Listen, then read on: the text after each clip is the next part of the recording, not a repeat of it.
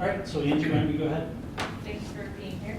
I want to start off with, what are your top 3 priorities if elected? And you're starting here, all right? Well, the first is affordable housing. We're squeezed by really our popularity and a lot of our success, really. People want to live here, they want to move here, and that's put a strain on affordability. We're looking at all manner of things, from accessory dwelling units, which we already put in, to a housing trust fund. We have a meeting in a couple of weeks with several representatives of the financial industry to see how we might leverage the assets that we have into more of it. Second is transportation, as always, goes hand in hand with housing. We bikeable, walkable communities with options for how to get around, and that's that's tough. We've made progress on all those fronts, and we really need to make more of it. Certainly, single occupancy vehicles are going to continue to be important, but other modes need to get a fair shake in the decisions that we make in the system. Finally, Real quick, last one. finally, it's our effort in Boise County.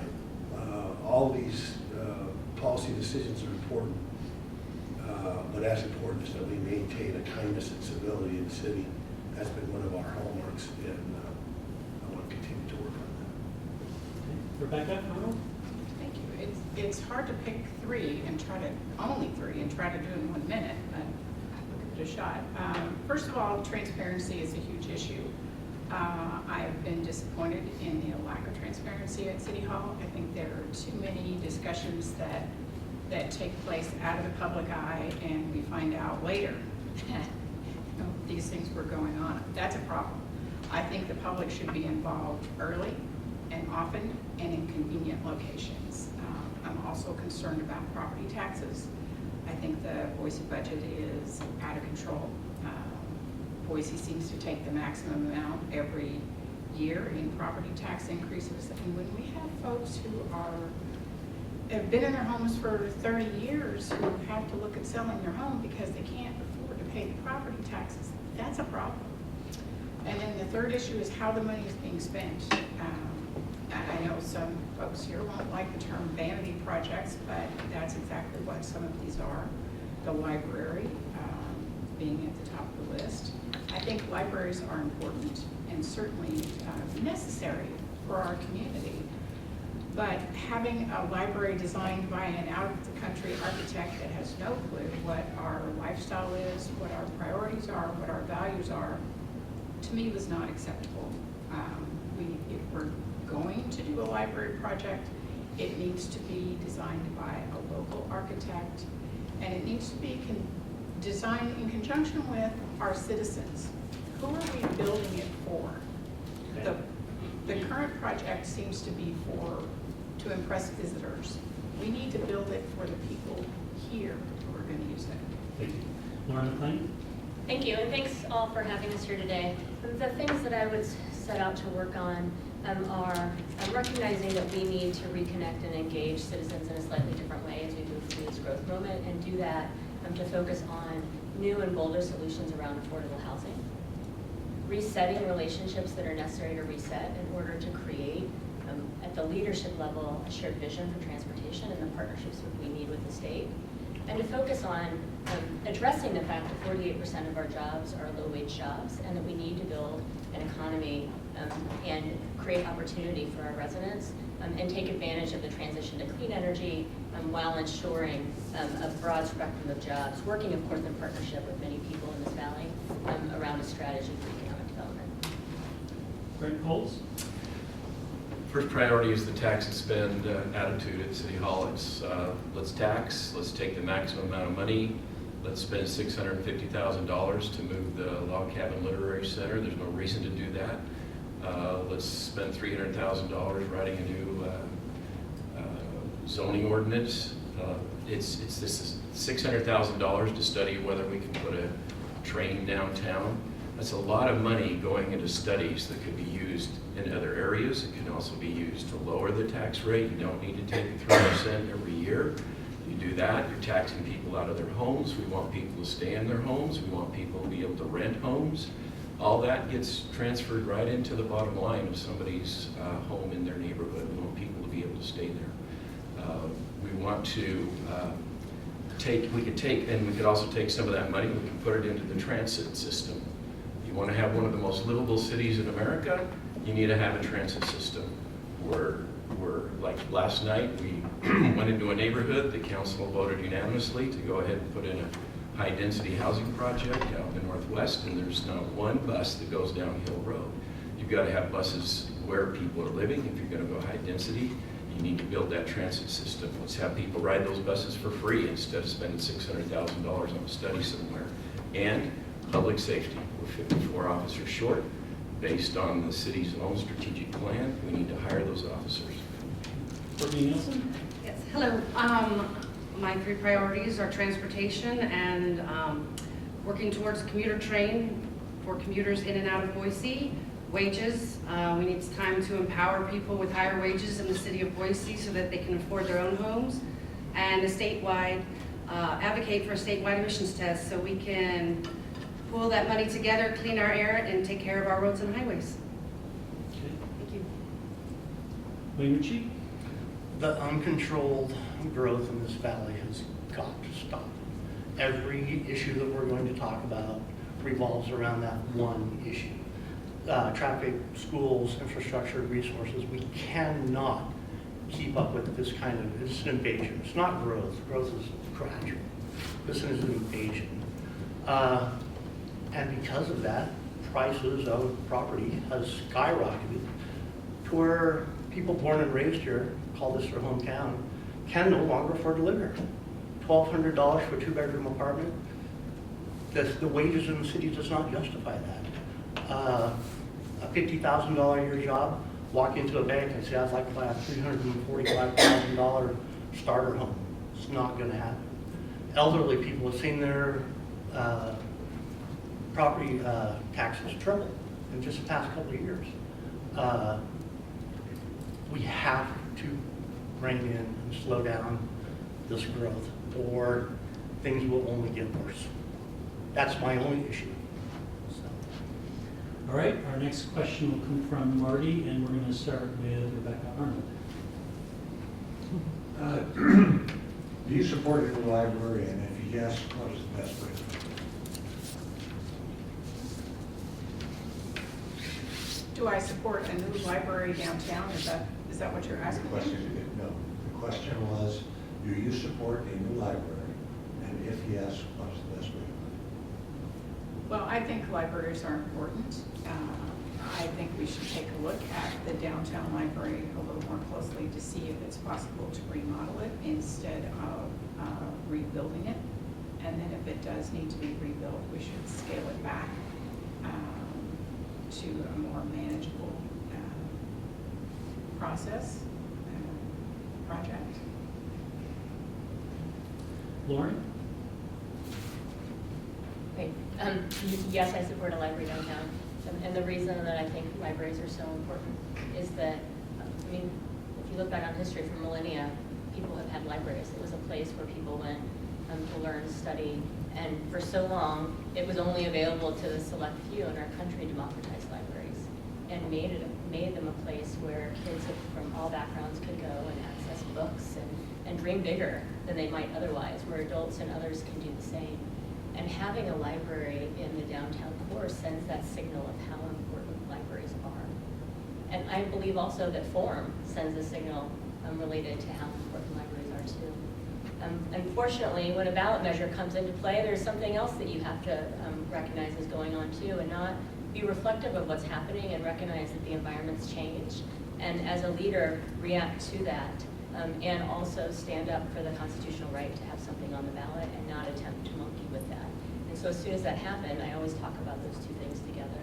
The best way to fund it, if approved, once we go through this process, if something restricts us from taking action directly, we have to at least move through the ballot process.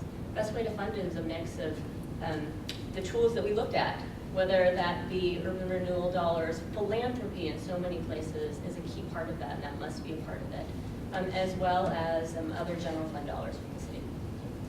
Brent Coles?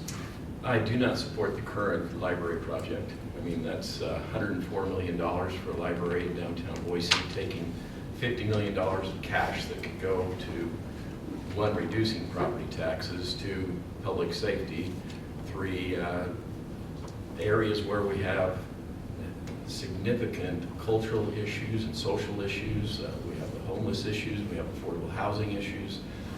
That money could be redirected in more fundamental areas of the city. Back in 1999, the mayor and city council at that time, while I was mayor, we began funding branch libraries. We went out, we started buying property, we put $900,000 in the budget.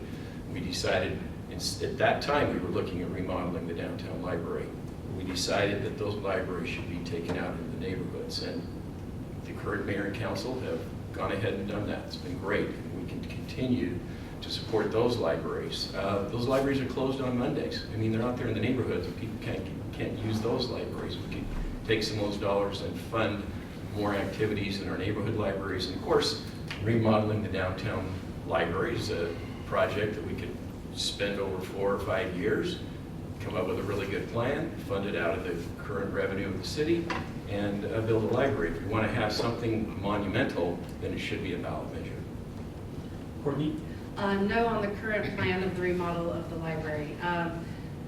There was talk about moving the location to the shoreline in Americana, old Kmart or old St. Luke's building, which I thought was a brilliant idea because it's right there, still located by the river, greenbelt access, great parking, or opening more branches across Boise. And since we're sitting on $55 million in cash, I think we have lots of opportunities to consider. We could even put that towards a commuter train for the people commuting from Ada County to Boise. Excuse me, Canyon County. Since we have the cash, there's lots of ideas that we can put together. No on the remodel. Mayor Richey? The Cole Ustic Library is like a half mile from my house, and I see it utilized a lot. People are in there every day. They have access to the internet, stuff like that. It's as much a community center as a library, and I love that. Big library downtown, absolutely not. There's too many other things. Could use that money instead. Mayor Bieter? I strongly support a new library, have for many years. We had completed the branch libraries where a single one hadn't been built. And it always foresaw a mothership, a new main library, because it's so important, not just it is important to the branches because the main library feeds them, but it is the library for a lot of the city, and it is so important a service. The way we use libraries has evolved over the years and will continue to evolve. But the best description I think I've ever seen is it's indoor public space that's free, and that is so important. Whether we have 3D printer capabilities, we have internet access for people that either don't have it or don't have adequate access. Books continue to be important. The mode in which you read a book is changing, but also it is an aspirational project. It needs to have a sense that the community of uplift. That's what good architecture does. That's what you get when you walk into the Capitol building. That's what I used to get when I walked into the Carnegie Library. And our library is functional, but it's inadequate in so many ways, and it lacks that other piece that ought to. I think it ought to have an inspiring building and architecture, and I think funding it is. We're on the road to doing that. We have set out for $18 to $20 million of philanthropy.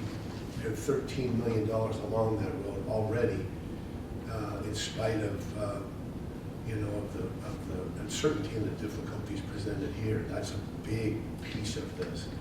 It lowers the overall cost to around $50 million, which per square foot is similar to the branches and less than a lot of libraries that have been paid for. Okay, the next question will come from Bill, and we'll start with Lauren McLean.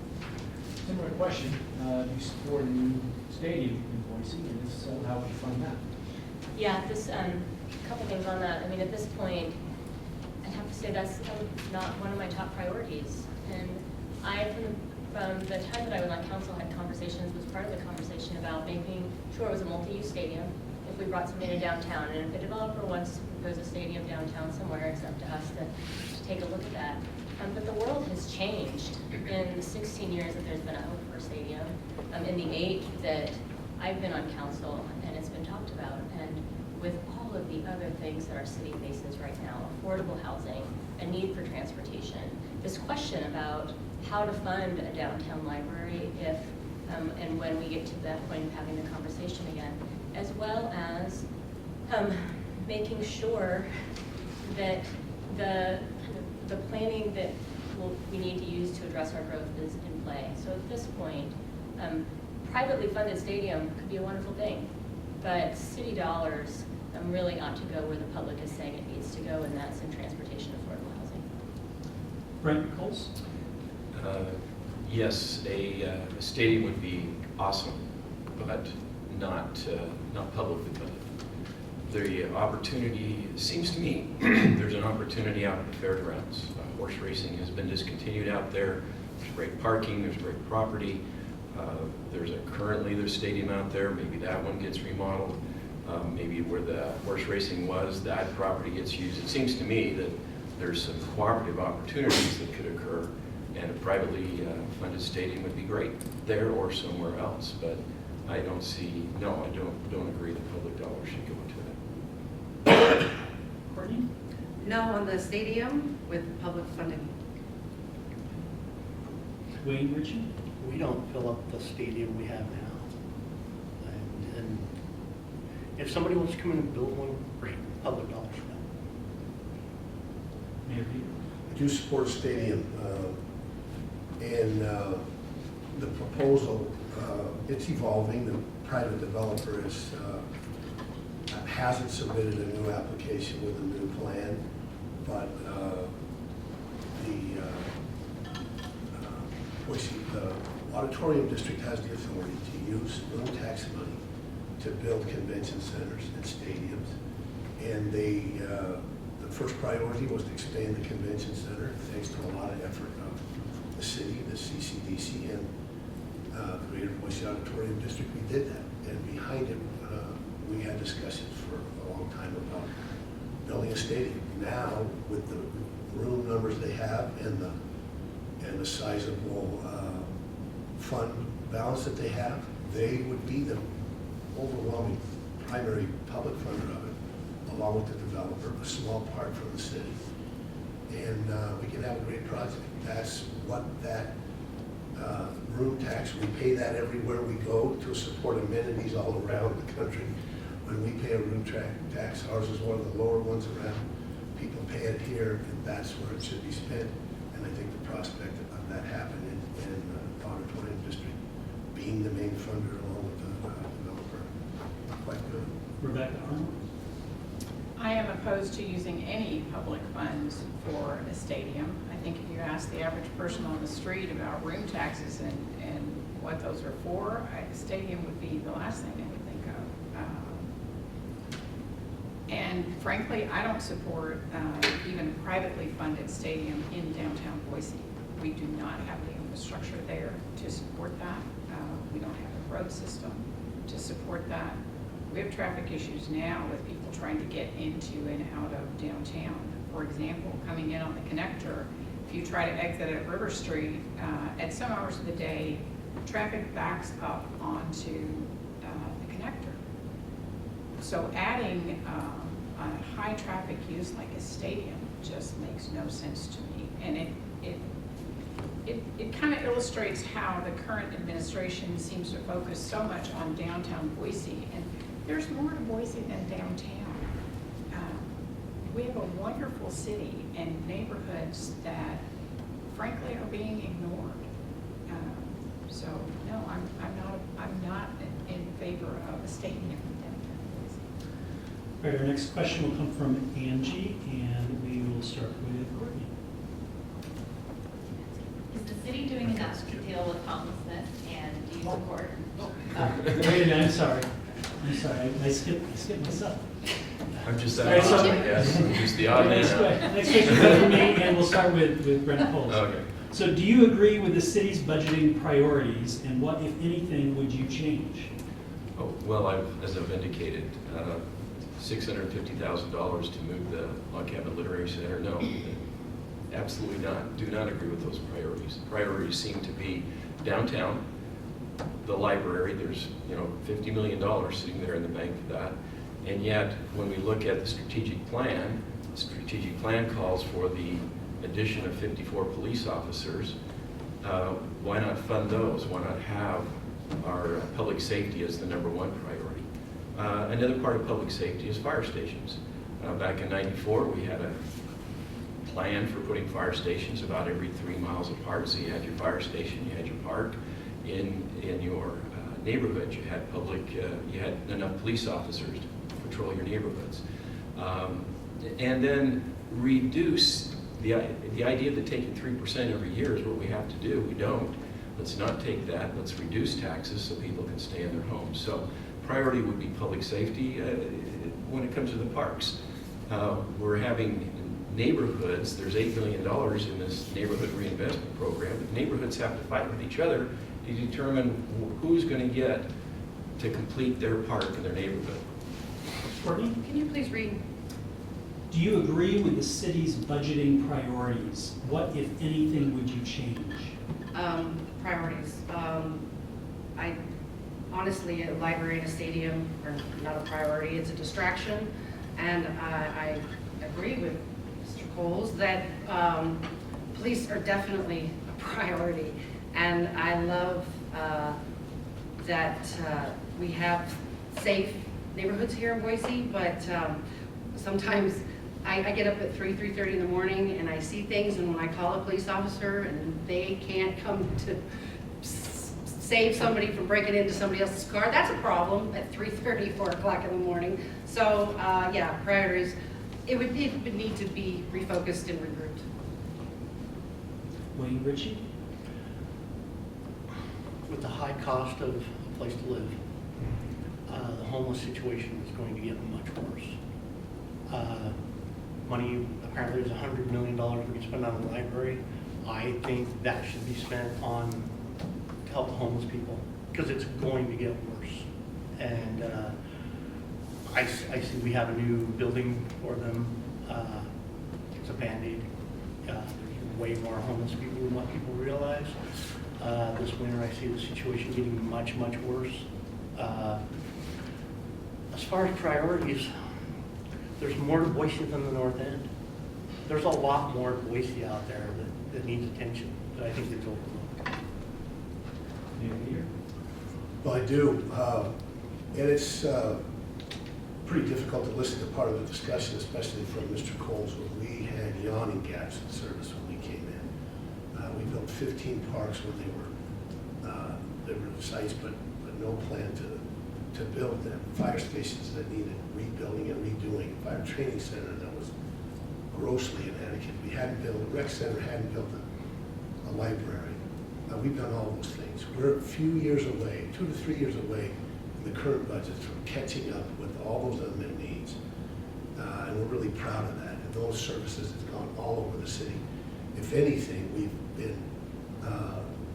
cared more about the bits, Southwest Boise, Northwest Boise, and Southeast Boise. And that's where our focus has been, because there were so many inadequacies there. We have one of the lowest crime rates in the country, down 45% since I took office, down 17% since last year. On top of that, the relationship between the community and the police department, we've gotten that right, and that's so important. Our fire department is also one of the best, very well respected. Our priorities are there, and we just need to continue them. Rebecca Arnold? I don't agree with the current priorities. I think there's too much focus on Band-Aid projects and big projects that we just don't need. We need to focus on basic services and assuring that those are available throughout our city, especially in areas that have been newly annexed or recently annexed to to make sure that they have fire and police protection. Just as an example, there was some discussion last night at the Boise City Council meeting about a need for a fire station in northwest Boise. And that, you know, it could take a year to design it and a year to build it. Well, to me, that's too long. And that means somebody is not focusing on the right things. If you need a new fire station, then you focus on how to get it done. If ITD and ACHD can take down and rebuild an overpass over the freeway in an emergency situation in 1 year instead of 3, then I think we can figure out how to provide fire service that's needed in an area in a shorter time frame. I also think the police officers, we don't have enough staffing to take care of some of the basic needs. For example, traffic enforcement, there is none. We have people running red lights with, and me all the time, and people are dying because we don't have officers who can pay attention to traffic enforcement. Lauren McLean? Thanks. So the majority of the city's budget right now goes to fire, police, parks and libraries. And those are all key services of the city that I think are really important. Where there's room to change priorities or focus priorities on what I want to do with extras is we have heard, at least I hear when I'm out throughout the community, both as a council member now as a candidate, that there's this sense that we haven't invested enough in other places. So I'd like to work with Boise State. We have some experts over there around participatory budgeting with, to determine, how we could create projects around the city that address some of the sense that we aren't investing in other places. And we could, our budget reflects our values, that extra part that's not going, that's not going to the main services, and look at putting more money into the affordable housing fund. We put $5 million this year. We could do more. Increase the portion that we're willing to fund to transit to increase some other the times of other lines, and then look at how we transition to a clean energy economy, both as a city government and citywide, and some of that would go there too. Right now, the next question will come from Angie, and we will start with Cortney. Is the city doing enough to deal with homelessness? And do you support the city's position in Martin versus Boise? How would you proceed if elected? Homelessness is something I've experienced. Homelessness comes from mental health. Homelessness comes from drugs and alcohol. Homelessness is a range of things, and there is no one right answer. I think that there are so many services out there. You Google where can homeless people go, and there's at least 15 places that they can be taken care of. So it's a choice. Oddly enough, that people want to be homeless. They don't want to get help. They don't want to take their pills. They don't. So I don't know how. Is there a right answer for that? I don't know, because there's so many people out there that care so much about the homeless and want to help them. So arresting people for being homeless, it's like, I don't have the answer for you, because I think it's a collaboration of many things that, and people are trying to do that. Mayor Richey? Like I say, the price, most of the world, most of America is 3 or 4 paychecks and a few months away from being homeless. It can happen to anybody, anytime. If you think you're immune to it, a lot of the people out there that are homeless didn't mean to be that way. And like I say, if the price of housing keeps going up, this problem is only going to get worse. And I don't think anything's being done. Apparently we're going to the Supreme Court to make it easier to put them in jail. We should be embarrassed about that. That's, we need to take care of these people. They didn't ask to be this way. Like I say, apparently there's $100 million. We could put several homeless shelters around town and do that. Mayor Bieter? I think our track record on homelessness is as good, and I think better than any city our size in the country. We're not doing enough on homelessness in the state and federal governments. in 1975, we got the equivalent in today's dollars of $23 million of community development block grant that can be spent on affordable housing and homeless programs. We got 1.2 million last year. We've done some really incredible things. Alamo House is a community detox and crisis mental health center. Half of the patients there every day are homeless individuals. We started Project Catch, that's now gone out to a nonprofit to house homeless families. We built the first Housing First 45-unit chronically homeless development in downtown Boise. We're 8 months in, it's going really well. We just broke ground on a 30-unit veterans homeless development, and now we're focusing on family homelessness and have a real chance to make it there. But you have to have the ability to site camping. Look at cities all around the country, Portland, Seattle, San Francisco. Last year we cited it 17 times was all, but we have to have that ability to site. Well, we know exactly what will happen. A Cooper Court area camp of 120 people where the homeless are preyed upon is not the way to go. The only way to stop that is to be able to site. Rebecca Arnold? I think we could do more with the homelessness issue. It's not just a matter of providing shelters for folks who are homeless. We have to look at the root causes of homelessness. And for example, mental health issues, addiction issues. How do we address those to help folks get their lives back on track and solve some of those issues? And I don't think that's something that the city of Boise or any city can do alone. I think it's going to require some conversations with the legislature to look at what the state can do to help with those issues. As far as the camping issue, you do have to have some ability to prevent that. If you have homeless camps in the middle of the city, you have problems with sanitation. You have problems with crime. You have problems with those people becoming victims of crime. So you do have to have some ability to control that. Lauren McLean? The city's made great strides when it comes to services and housing for the homeless, especially the wraparound housing first model. Of course, we can always do better. We need to bring that to scale because there's more need.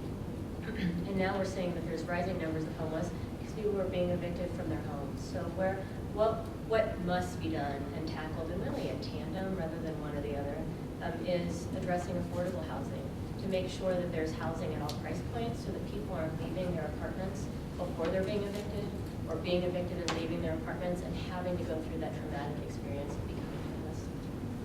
On the case itself, we decided in executive session the city was going to head in this direction, and anybody in that room knows, while no vote was taken, that I argued at the beginning very vehemently against it, but because I believed and heard that all service providers supported this movement in this direction, and that the case, if decided, would be narrow, I regretfully said, so be it. And as soon as this was public, I heard that there wasn't consensus in service providers. And I went back to my original sense that this just did not feel good. To have other cities that don't have the services that we have, encouraging us to take this case to the Supreme Court and impacting people and communities around the Ninth Circuit is not something that I would like Boise to be doing. If I were mayor, that's the difference. If I were mayor, I would have known that there wasn't consensus. I would have, and I do not believe that I would have taken this next step because of the implication it has in our community and around. Brent Coles? Yeah, I don't support $300,000 for this lawsuit. You don't go citing homeless people if you provide places for them. And so that $300,000 could go towards helping those who are homeless, looking at the root causes, helping them get their lives together. So I wouldn't support that lawsuit. All right, and we're going to have the next question from Rebecca, and we'll start with Wayne. Oh, Just another Rebecca here, sorry. I'm Rebecca.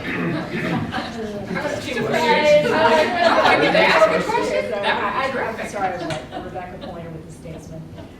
Do you support bringing the F-35s to Boise? And who to percent with? I think it would be great. I think it would be wonderful. Growing up here, we had F4s.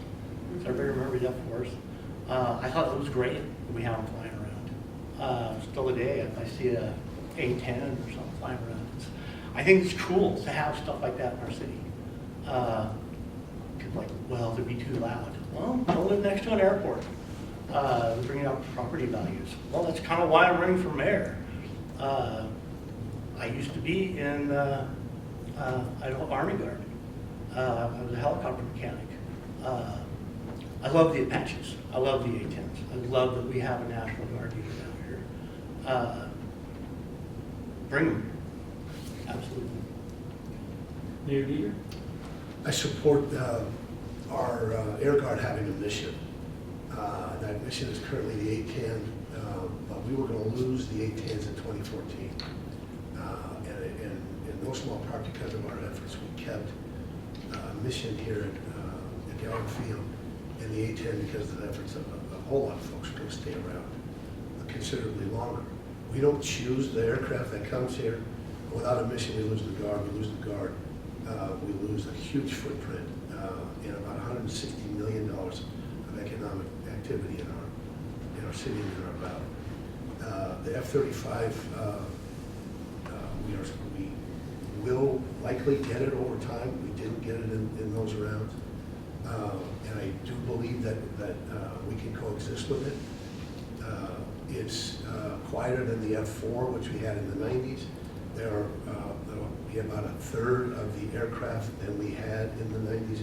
We can also narrow the pattern they fly in, and we reduce the number of affected homes considerably for a mission, and the F-35 is likely next up. Rebecca Arnold? I very much support our military, and I support having the Guard here. I do have reservations about the F-35s because of the noise, because of the impact on quality of life for a fairly large area that would be impacted.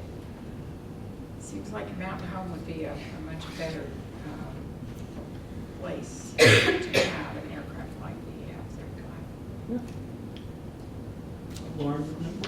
I think, and I know that one may support, as I do, the mission and having Air National Guard here and oppose the F-35. The EIS was clear that I think was it 272 homes that is largely affordable housing in our community would be impacted, and that's the average, which means there's actually others that will hear too. The school district this week came out and said because of the impacts on Oahe School, they too oppose the F-35s. 2 years ago or a year and a half ago when I went and heard them, yes, they were loud. It was hard to translate what that really means, and I said then I wanted to see what the EIS said before weighing in, and when it was released, it was clear that the impacts to our community, especially to our affordable housing, are great and our school kids. That said, the mission, the Air National Guard has a regional training facility that I see great potential in building and growing, and would be happy to partner with National Guard to do that when and if they choose to do so. And I would not spend city dollars chasing these airplanes that we know clearly from the CIS will impact our current residents, affordable housing stock, and our school kids. Brent Coles? Certainly I support the armed services and the Air National Guard. And they've been here, they've built here. There are a lot of jobs there, a lot of young people go to work out there. There are a lot of civilian careers that are developed by being able to work out there. The F-35 is the mission that's before us. It will be in the future. I support the F-35 mission. I also understand, and having worked with the commanders out there, they do have the opportunity to determine when the flights will occur, when they'll use their afterburners, and it's incredible the opportunity to work between the citizens and the Air National Guard and their command out there. So bring the mission to Boise, Idaho. Cortney Nielsen? I know economically it would be wonderful for Boise, blah, blah, blah. But in this instance, I'm gonna choose people over profit, and Mountain Home Air Force Base is a beautiful location. And I have nothing but love for those military people. They actually intimidate me because they're heroes, so thank you. All right, the next question will come from Marty Peterson, and we're going to start with Mayor Bieter. If you are elected, at the end of your next term, what would you like to have this year to be able to sit down and say you have accomplished during that year? Well, first of all, it's never what I've accomplished. If there's one thing I've learned in this job, this is a team and collective-oriented a job as I've ever seen. But I would like to, I'd like a new library, a new main library. I think we deserve it, we ought to do it. I would like to see us make real strides in affordable housing. And be able to, everybody deserves a home. It's such a fundamental thing, and that's a top priority. I'd like the legislature to give us a local option. Marty, we know that's been way too long coming. If we could get that, we could really start our first-rate transportation system. It may take us having to do that initiative if they don't follow that process up to bed. But that's huge, and I think those are the top priorities, along with continuing our progress in all these other ways, with low crime and varied employment opportunities across the city. Rebecca Arnold? I think at the end of 4 years, I would like to see our city, I would agree you can't attribute it to one person. I think I would like to see our city having moved forward on assuring that we have basic services for the entire city. I'd like to see our city move forward on improving the relationship with the legislature, because right now there isn't one. And I think we have to treat the legislature as a partner in taking care of our citizens and solving the things that we need. Instead of going to the legislature and saying, we want this, why not sit down with the leadership in the legislature and say, okay, here's the issue that we are trying to solve. How would you help us and help your constituents as well to solve those issues? So I would like to see at the end of 4 years having relationships that have improved and partnerships that work to benefit all of our citizens. Lauren McLean? I see economic opportunity and economic success for this valley. The city and the valley deeply tied to transportation and affordable housing. And it is will be my focus to reset relationships, build productive relationships regionally, and that together, business, civic, and government leaders will be speaking with one voice around the issues and the need to fund transportation throughout the valley, not just Boise, to develop economic development strategies throughout the valley, not just Boise, and partnering more productively with the state, because we have been able together to reset those relationships and come to a shared vision. Brent Coles? At the end of 4 years, I'd like people to be able to say, you really tightened your belt at City Hall. The priorities, the dollars that are being spent are things that everyone in the community has agreed upon. And I'd like to see that opportunity to take a train and run it from Boise to Caldwell. And yes, that takes absolute regional cooperation, corporate cooperation, and imagination and vision. And add that to then a local transit system that really does make us one of the most livable cities in America. Cortney Nielsen? I would love people to say, have you been to Boise? Yeah, I have. Where there's leaders like Dan Price of Gravity Payments empowering its employees by giving them higher wages, and people can live here and be happy, and absolutely take a train. Take a train from Boise to McCall, take a train to Fruitland, over to Ontario. I mean, we are just bursting with opportunity and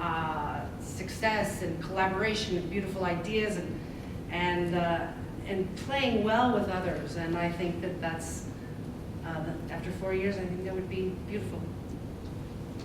Richey? Boise is on every top 10 list there is. We have an absolutely wonderful city here. Unfortunately, we're selling it off to the highest bidder. And people born and raised here, calls their hometown, cannot afford to live here anymore with the wages we have. We cannot raise wages for that many people. All we can do is somehow bring the price of housing back down. We have to keep our hometown for these people. That's why my signs all over town say, take back Boise. We have to figure out a way to quit selling it off and keep our local hometown friends and family here. Okay, we have a couple of specific questions for specific candidates. This one is for Brent Coles. Why do you think voters should forgive you and trust you again with taxpayer dollars? Absolutely, great question. I've spent 16 years out of public life. It was a very challenging and difficult situation that I put the city in, and I apologize for that. It was unfounded and called for, and disappointed in myself for having let that happen. But for the 10 years that I was mayor, from 1993 to 2003, we hired almost 10 police officers per year. We were building back our community. We did not have the financial ability to go out and build all of our parks, but during that 10-year period of time, we also purchased 1,000 acres of park property. We saw out into the future that we would need public safety. We wanted parks in every part of our city, so we were buying the land with a plan that then the next generation, we would be able to go out and build those parks. Our plan was to build a park completely, not just to put grass in there and then have neighborhoods try and determine who's going to get the infrastructure. But so I would hope people would see that I had a vision, we had a vision as a community, and we would have a vision again, regionally working together. Next question is from Marty. A question for Lauren. What specific items proposed to the council by Mayor Bieter during your term in office were you on record as being opposed to? And the second part of that, what differentiates you from Mayor Bieter? Sure. Oh, should have done my homework on the different votes over the years. I mean, we've voted differently. Well, the mayor doesn't vote, but I voted in the minority on, things that are, one could say were his or weren't his. I supported Uber. That was one vote where the vote was split. I voted against the panhandling ordinance that was brought by the city because I felt that it did nothing more than to push people beyond the downtown core, and it was unconstitutional, and we lost on that issue in court. On CCDC, I voted differently than had hoped on some different projects. I get that question often, and I think that the important thing to focus on is, as a council person, I've worked with other council members to lead on human rights legislation, ordinances. I have really pushed the city to launch sustainability programs and pushed the year by which we would tackle 100% clean energy in the city to 2035. And at the end of the day, we know that in 16 years, we're now 20 years behind on transit. And we are a different city than we were 16 years ago. And the same policies won't necessarily and will not address the needs of the city where we're at now. 2 weeks ago, I was at Boise High, and every class that I walked into where the mayor's team had already been raised their hand and said, well, they say it can't be done if the state doesn't give us a tool for transportation. And that, I think, is a big differentiator. Instead of telling high school kids as a leader that it just can't be done, we need a leader right now for Boise that's going to say, well, then let's try to do it differently, because it's got to be done if we're going to get where we need to be as a city in the next 4 to 8 years and beyond. Bill? Mayor, you were opposed to the initiative for the library. Is that still your position, or have you changed your position? I'm sorry, I couldn't hear you.